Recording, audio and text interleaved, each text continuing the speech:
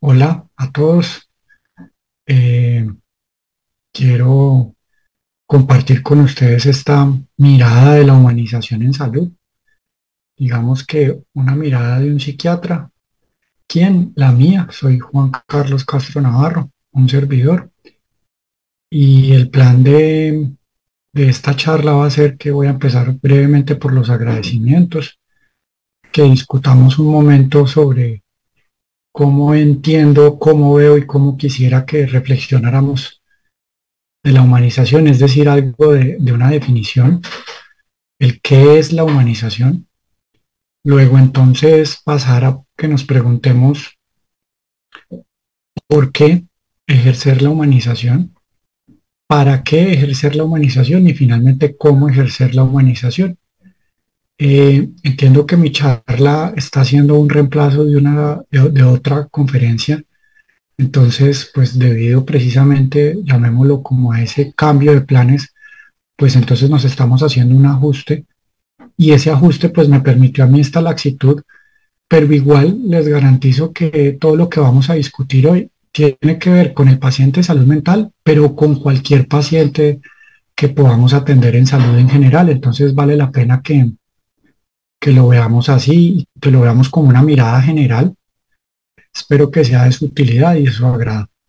Entonces quiero empezar por agradecer a la Academia de Medicina de Caldas y obviamente a la Universidad Autónoma que favorece la plataforma, que permite la plataforma para que este diplomado se dé, por la invitación que me hicieron y de nuevo espero estar a la altura de la misma.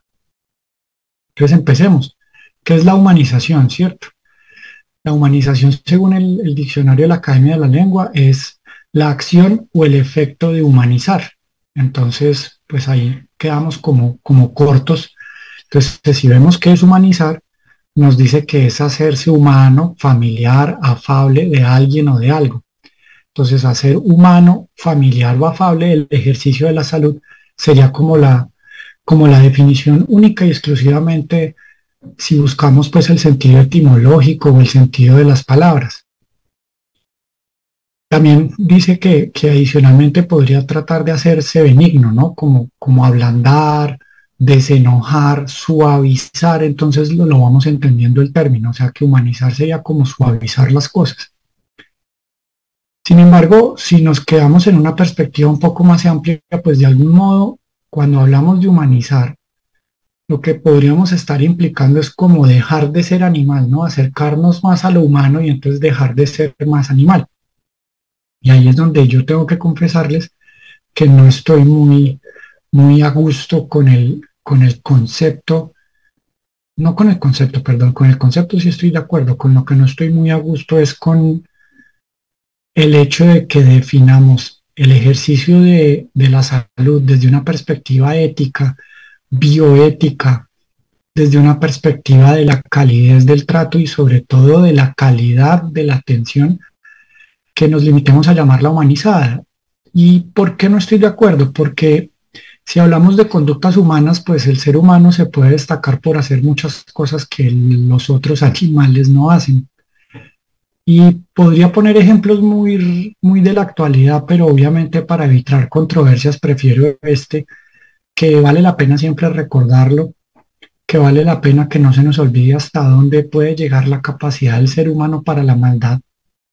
Y aquí tenemos una imagen de Auschwitz, del campo de concentración de Auschwitz, en donde los nazis llevaron no solo a los judíos, sino a los gitanos, a las personas de otras razas, a las personas que eran opositoras al régimen, en todos los campos de concentración que se formaron a lo largo de Europa durante la Segunda Guerra Mundial. Entonces, si humanizar es hacer eso, pues preferiría que más bien dijéramos que deberíamos entonces animalizar el ejercicio de la salud, ¿cierto? Pero para ese mismo ejemplo, entonces quiero mostrarles esta imagen de un museo que abrió sus puertas relativamente recientemente en Berlín, en el pleno corazón de Berlín, y que es el Museo de los Héroes Silenciosos. Y destaca a las personas de nacionalidad alemana y especialmente a las de nacionalidad alemana que protegieron judíos, que recibieron en sus casas a niños judíos, que dijeron que eran de ellos a un riesgo gigantesco personal y de sus familias enteras, y que como su nombre lo indica eran héroes silenciosos. Entonces, ahí veríamos cómo en el mismo país, en el mismo tiempo histórico, los mismos seres humanos tienen la capacidad de hacer cosas monstruosas o la capacidad de hacer cosas hermosas. Entonces, obvio que uno podría decir, bueno, entonces peguémonos de este ejemplo para hablar de la humanización en salud. Y obviamente que quisiera que lo dejáramos ahí. Entonces, bueno, ya ahí ya cada uno va haciéndose su concepto de qué sería mejor, ¿no? De pronto los animales no se hacen daño tan catastróficamente como nosotros. Otra situación que podríamos ver que tendría como un buen sentido el término de humanización es también el tratar de hacer menos mecánico, ¿no? El tratar de hacer más cálido, más propio el ejercicio de la salud de los humanos y menos de los robots. Desafortunadamente lo que sucede, y como vamos a ver, es que muchas de las acciones humanizantes muchas veces no dependen realmente del personal de la salud, sino de las instituciones o de los sistemas de salud como tal. Y de hecho, ahorita que veamos dónde se retoma en la modernidad del concepto de la humanización de la salud, vamos a ver que la primera persona que habló de eso habló fue del hospital humanizado y no del servicio de salud refiriéndose solo a las personas que lo prestaban, sino a todo el aparato clínico y obviamente los sistemas de salud como tal que deberían prepararse para ser humanos. Porque en un escenario así es muy difícil que la atención sea humanizada y desafortunadamente es lo que vemos en los sistemas de salud. Eh, Ahorita está muy de moda decir que el sistema de salud de nuestro país es malo y que que no estoy diciendo que sea perfecto y que obviamente requiere ajustes, pero a veces el que dice que el sistema de salud colombiano es malo solamente demuestra que no ha viajado, que no ha leído y que no ha comparado contra incluso los que están aquí muy cerca. ¿Que tiene cosas por mejorar? Sí, claro que sí. Y probablemente esta sea una, el atiborramiento de los servicios, que como en una línea de producción, pues sí deshumaniza los servicios y hace que muchas veces el primero que sale pagando eso sea el personal de salud. Entonces ahí hay otra reflexión que de nuevo nos permite decir, bueno, ¿hasta dónde la estamos humanizando o la estamos mecanizando, ¿no? Ya si entramos en un poquitico de perspectiva histórica, este es precisamente el texto que dentro de la conferencia me dijeron, bueno, y por favor aporte una lectura. Yo decidí aportarles precisamente el artículo de Leone. Y aquí lo que quiero señalar es de dónde salió el concepto nuevamente, porque si se leen el artículo, el tema de humanización de la salud es un tema bastante antiguo, ¿sí? Pero que el relanzamiento del término humanización en salud de manera moderna es hacia el año 1980 y 81, en donde Pierluigi Marchesi, que era el superior general de la Orden Hospitalaria de San Juan de Dios, escribió este libro, que básicamente se traduciría como para humanizar el hospital, ¿no? Y él decía esto: humanizar es una acción que cambia las relaciones, las comunicaciones, la vida afectiva del hospital, y seguía diciendo, pero luego retomo acá, los sentimientos de todo el hospital, incluyendo el personal de salud, van dirigidos al paciente hacia su bienestar. El paciente es el centro del hospital. Yo pienso que esto es bien bello, bien ilustrador. Obviamente volvemos al tema de la discusión de la palabra humanización, pero ya nos va dando unas luces claras de lo que realmente deberíamos entender por el concepto de humanización en salud, ¿no? Fíjese que no se refiere solamente a la humanización de los que se están capacitando en este momento, de los que hacemos directamente la atención, sino también el hospital, el sistema de salud debe permitir que la humanización se ejerza y debe ser humanizado en sí mismo, o de lo contrario, pues al final, por muy cálida y por muy buena que sea la atención del médico, pues se va a terminar desdibujando, y de las enfermeras y de los enfermeros y de los terapeutas, etcétera, ¿no? Esto es de todo el equipo de salud.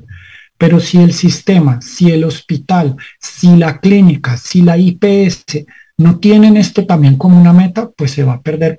El proceso incluye el quehacer que va desde que éste sea acogido por el otro a mejorar la relación, la seguridad del paciente y a evitar los errores. Entonces ya vemos que esta ya incluye los elementos de calidad en la atención.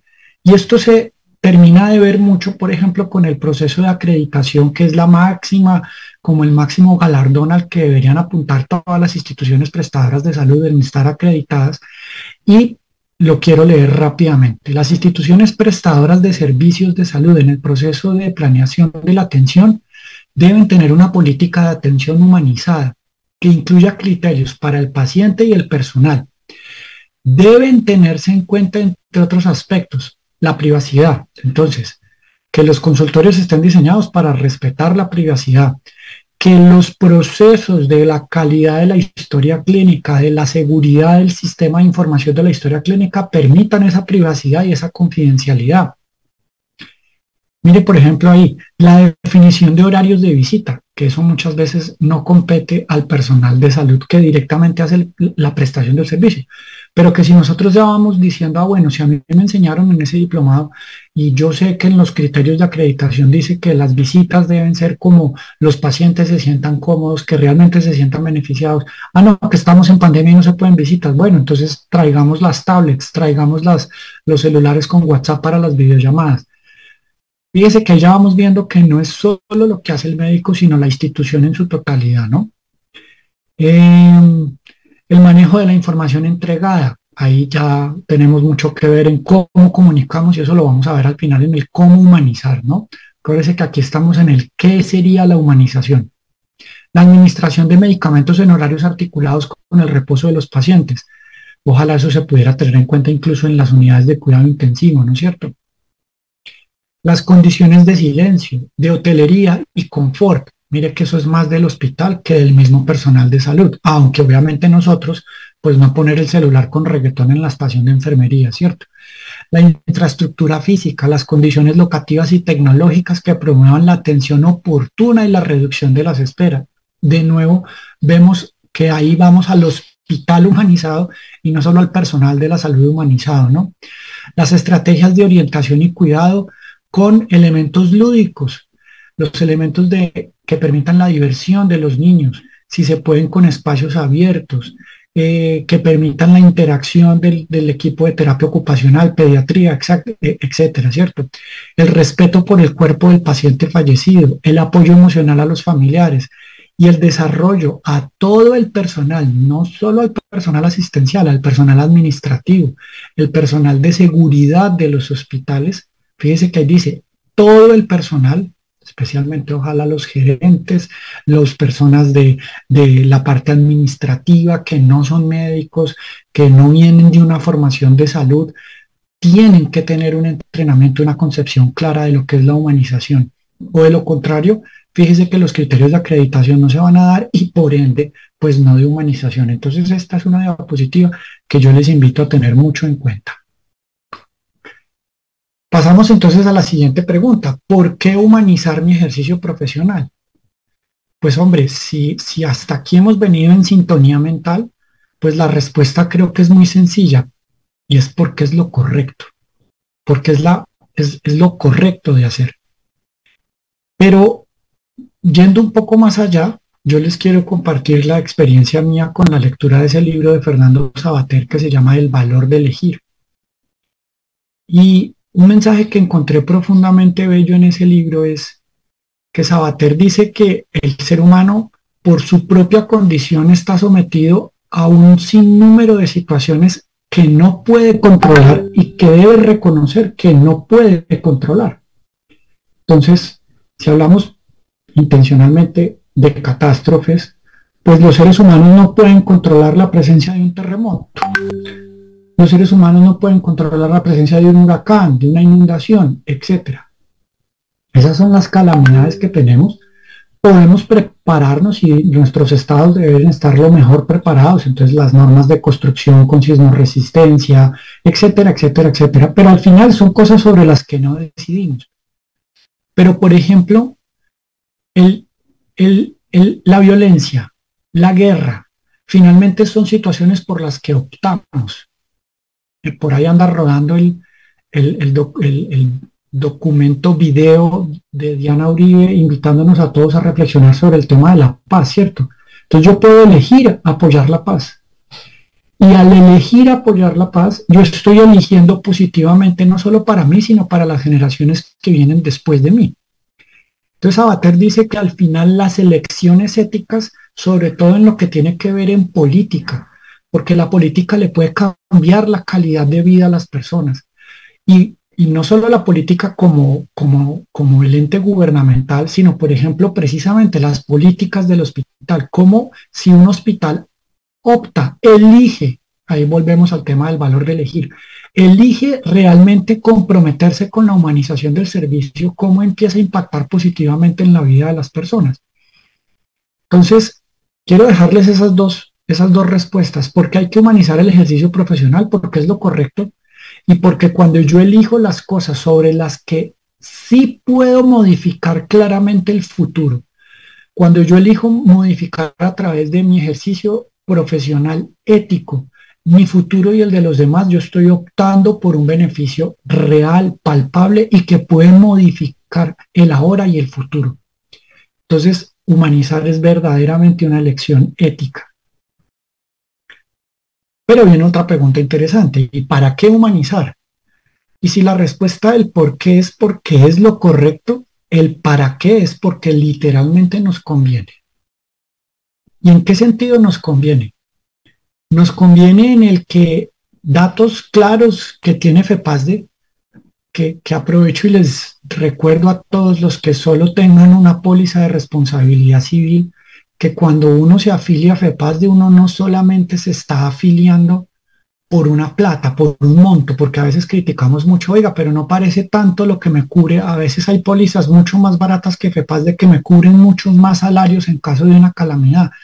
Sí, pero lo que usted realmente contrata con FEPASDE es un pool de abogados entrenados en defender médicos que se ayudan entre ellos, que cuando usted tiene un evento que está relacionado con la pediatría, le nombran un pediatra para que mire la historia clínica, para que vean qué fue lo que ocurrió, hacer el análisis, asesorar al abogado que le va a llevar a usted su caso.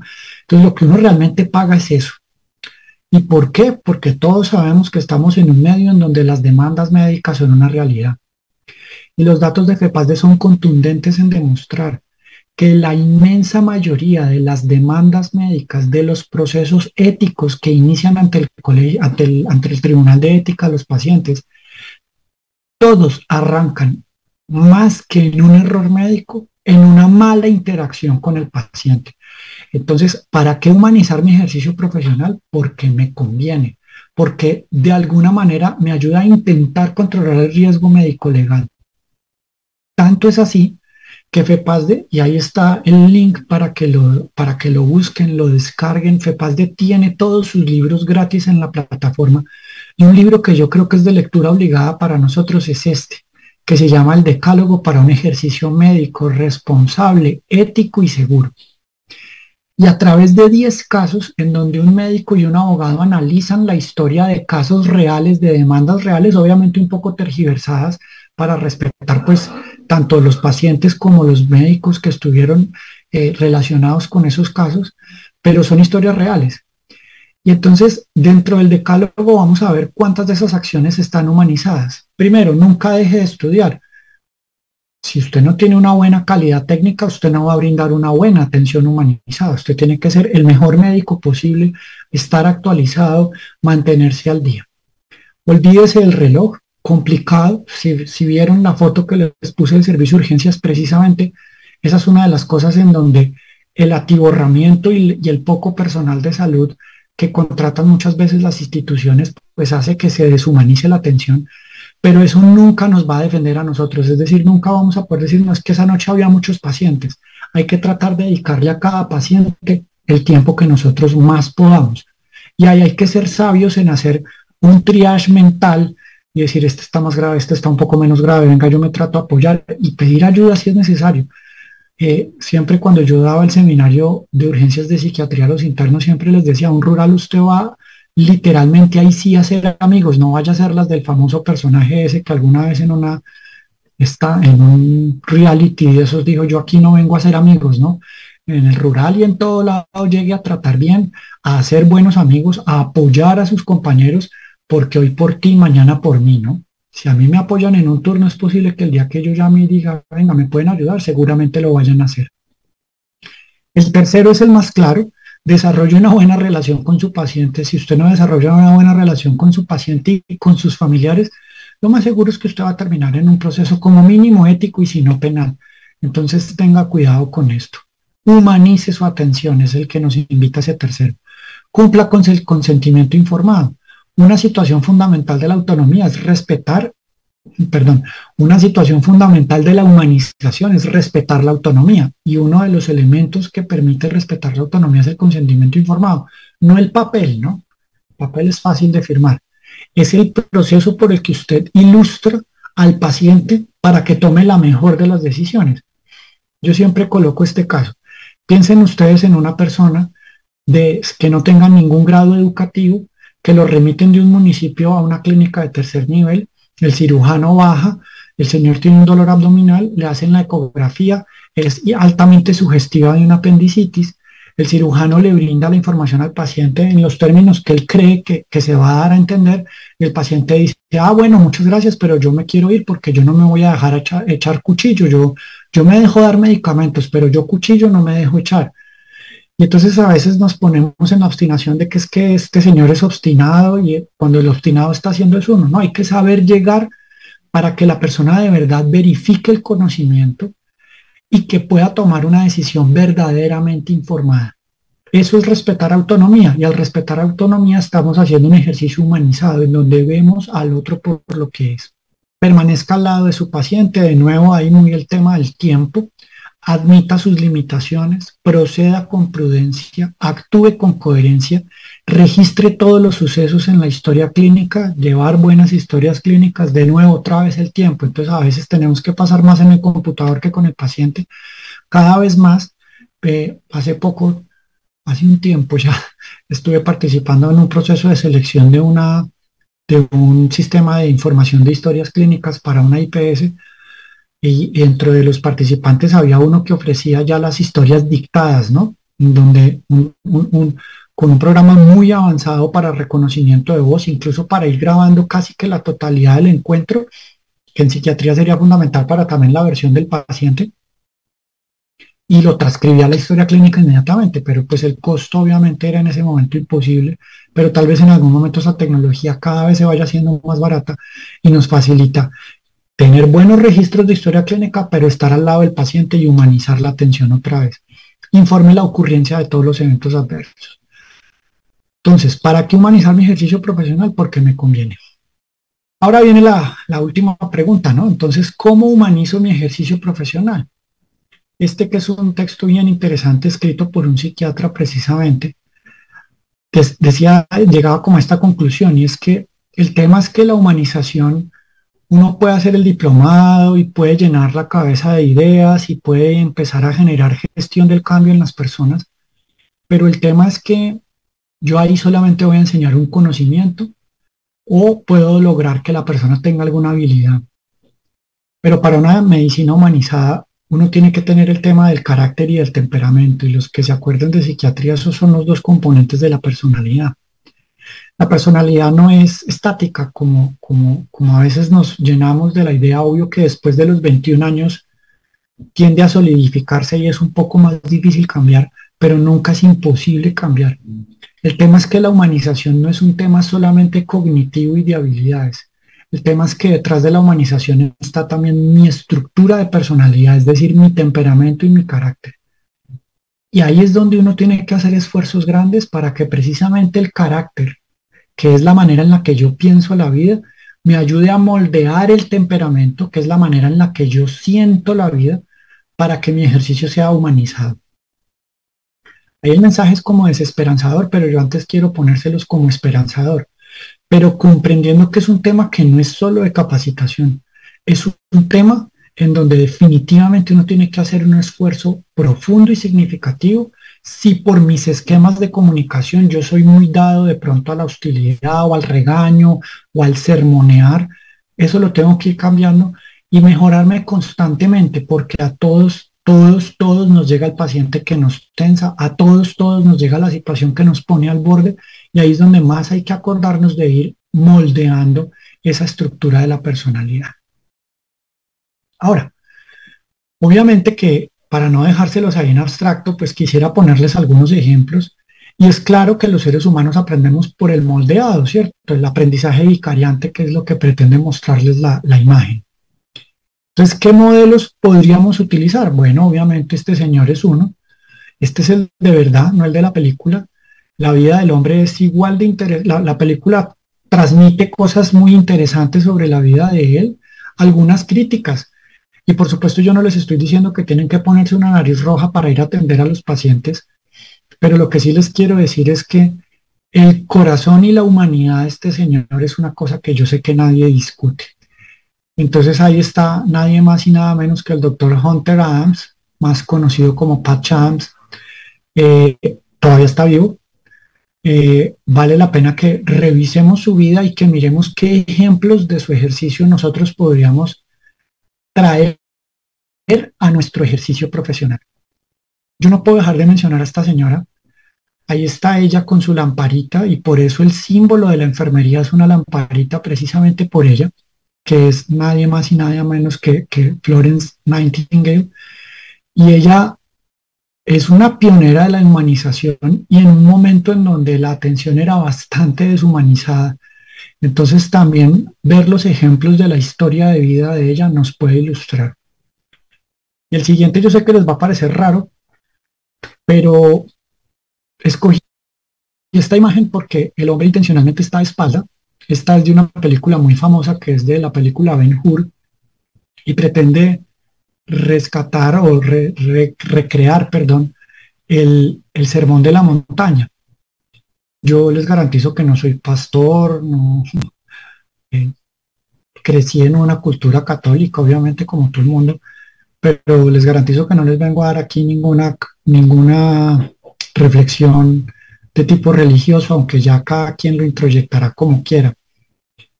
Pero esta historia que está en la Biblia, obviamente, pienso que es deber de todos los médicos, de todas las personas que trabajamos en salud, conocerla, porque vale la pena. Entonces, de esta sí se las voy a decir. Está en Marcos 3 y los versículos son del 1 al 6. Obviamente, dependiendo de la traducción cambia un poquito, pero a mí me gusta esta en particular. Otra vez entró Jesús en la sinagoga, y había allí un hombre que tenía una mano paralizada. Le acechaban los fariseos, los saduceos, el resto de la comunidad, le acechaban para ver si en el día de reposo le sanaría, a fin de poder acusarle. Esto es bien interesante. Si ya se quieren meter profundamente en el cuento, a Jesús una cosa que le estaban criticando mucho las sectas, que eran muy pegadas de lo que es para nosotros el Antiguo Testamento, y de todos los mandamientos que estaban en el Antiguo Testamento y de todas las recomendaciones que estaban ahí. Por ahí hay un caso muy bello en donde alguien le pregunta qué es más importante, la ley o el hombre, ¿cierto? Y él le dice que básicamente mi carga es liviana, yo solamente te pido que ames a los demás, y que ames a los demás como a ti mismo, ¿cierto? Ese mensajito es bien interesante, porque para Jesús lo que estábamos viendo es que el mensaje es, y por eso es tan difícil seguirlo. Él dice, mi carga es liviana, pero probablemente era mucho más fácil cumplir todos los otros mandamientos que ese, porque es amar a todo el mundo, amar al prójimo. No solo a la familia de la gente, que es fácil amar, es amar al enemigo, el famoso, si te golpean, pon la otra mejilla, ¿no? Entonces, Jesús de alguna manera era el rebelde, estaba casi que contra la norma, y un tema fundamental dentro de los mandamientos era el reposo en el sábado, en donde no se podía hacer nada. Y entonces por eso el versículo 2, mire lo que dice: y le acechaban para ver si en el día de reposo le sanaría, a fin de poder acusarle. Entonces dijo al hombre que tenía la mano seca, esta parte es bien interesante: levántate y ponte en medio. Es decir, pone al enfermo en el centro. Y acuérdese que el tema de interpretar la Biblia, por eso es tan difícil, es que está llena de metáforas, está llena de cosas, y muchas veces Jesús, más que con sus palabras, habló con sus acciones. Entonces pone al enfermo en el centro, ¿no? Y les dijo, mirando a todos los otros, que esto no lo puedo garantizar, pero a mi juicio de las cosas eso incluía probablemente también a los apóstoles, que ustedes saben que al final, cuando llegó el momento, varios lo negaron, ¿cierto? Entonces les dijo, ¿es lícito en los días de reposo hacer bien o hacer mal? ¿Salvar la vida o quitarla? Pero todos callaban, ¿no? Todos se quedaron callados. Entonces mirándolos alrededor con enojo, entristecido por la dureza de sus corazones, la mano le fue restaurada sana. Salidos los fariseos, tomaron consejo con los herodianos contra él para destruirle. No voy a cambiar el tema. Precisamente dentro de los muchos héroes silenciosos que hubo en la Alemania nazi, fueron muchos los médicos que se negaron a entregar sus pacientes, especialmente los que tenían patologías mentales, que cuando se los llevaron a la fuerza se fueron con ellos y nunca más regresaron. Recuerdo mucho en una celebración de unas insignias de la Universidad de Caldas, cuando el doctor Orlando Mejía mencionó el ejemplo de cuando a muchos médicos los presionaba el partido nazi para que dieran cosas sobre información de los pacientes o para que entregaran pacientes o para que con sus teorías facilitaran temas de la eugenesia y que muchos se limitaron simplemente a entregar una copia del juramento hipocrático, ¿no? ¿Qué quiero decir con esta conexión? Que una de las razones, por lo menos dentro de la versión que hace Marcos de la vida de Jesús, es que a Jesús lo terminaron colgando de una cruz, lo colgaron de un palo, entre otras cosas, por esto. Es decir, por hacer el bien, aún haciéndolo un sábado. Y por sanar a alguien en un momento en el que lo necesitó, poniendo a ese alguien en el centro. Entonces, la vida de Patch Adams, la vida de Florence Nightingale, está llena de ejemplos y sé, pero este es uno que muchas veces se nos pasa a los médicos y que seamos católicos, cristianos, creamos que Jesús es el Hijo de Dios o sencillamente que era alguien iluminado, porque creo que en eso sí nos podemos poner de acuerdo todos, que fue un hombre que para su tiempo estaba bastante adelantado. Es un ejemplo que vale la pena que nos sepamos y que reflexionemos, y a mí me ayuda mucho a recordarme cada día a humanizar mi ejercicio. Entonces, este que obviamente no es, este es un cuadro del Greco que es la curación del ciego. Entonces, pero si ustedes miran ejemplos de Marcos 3, casi siempre ponen este, porque es bien interesante, porque si ustedes ven a la derecha del cuadro, pues a la derecha de nosotros, de que estamos de frente al cuadro, están ahí los que están preguntándose y conspirando con él y mirándolo, ¿no? Y él con el enfermo en el centro sanándolo. En este caso, pues devolviéndole la vista. Entonces, llévense esa imagen en su cabeza, pero sobre todo en sus corazones. En resumen, si me preguntan a mí, bueno, ¿y cuál es la mejor técnica? Entonces, ¿cómo es el mejor cómo humanizar desde la perspectiva humana? Pero recordando que es muy importante que nosotros tengamos ese apoyo del hospital, de la IPS, de la clínica, de todo el aparato de salud para que realmente se pueda humanizar la atención en su totalidad, pero en lo que por lo menos podemos hacer nosotros, acuérdense, como el valor de Sabater, el valor de elegir, la palabra más bella es esta. La compasión, ¿cierto? Que significa literalmente sufrir junto a ti, es un sentimiento humano que se manifiesta a partir del sufrimiento del otro. Es más intensa. Esto ayer jugamos con palabras, pero yo simplemente voy a decir que es intensa, describe el entendimiento emocional del otro y es combinada con un deseo de aliviar el otro. Entonces, la compasión es el sentimiento que nos tiene que mover a todos los que trabajamos en salud, y si tenemos ese sentimiento, ahí vamos a estar moldeando ese carácter y ese temperamento para poder hacer nuestro ejercicio más humano. Y ya llevado a la práctica, yo les diría que los tips, que acuérdense que esto no es más que una mirada desde la vida de un psiquiatra, de la humanización. ¿Cómo se los resumiría yo? Primero, la ética de mínimos. ¿Cuál es la ética de mínimos? ¿Cierto? La frase que usted abre de cualquier cajón y salta y es, no le hagas a otros lo que tú no quieres para ti, ¿cierto? Yo me acuerdo, mis profesores en la carrera de medicina, varias frases se me quedaron. Una de los ginecólogos y era, cada vez que usted examine a una mujer, acuérdese de su mamá, acuérdese si tiene hermanas, acuérdese, ahora yo digo, si tiene una hija, ¿Cómo quisiera que un ginecólogo, que una ginecóloga examinara a su hija? Entonces, así, con esa misma ética y con ese mismo respeto lo tiene que hacer usted. ¿Cómo quiere que un médico trate a su familia? Trate usted a sus pacientes así, ¿cierto? Trata a los pacientes como si fuesen de tu familia, sin perder obviamente la objetividad, ¿sí? Pero siempre esa ética de mínimos, no le hagas a otros lo que no quieres para ti. Elijan como nos propone Sabater, elijan cambiar lo que es cambiable, lo que no podemos cambiar, pues listo, pero lo que podamos cambiar, cambiémoslo en beneficio de los demás.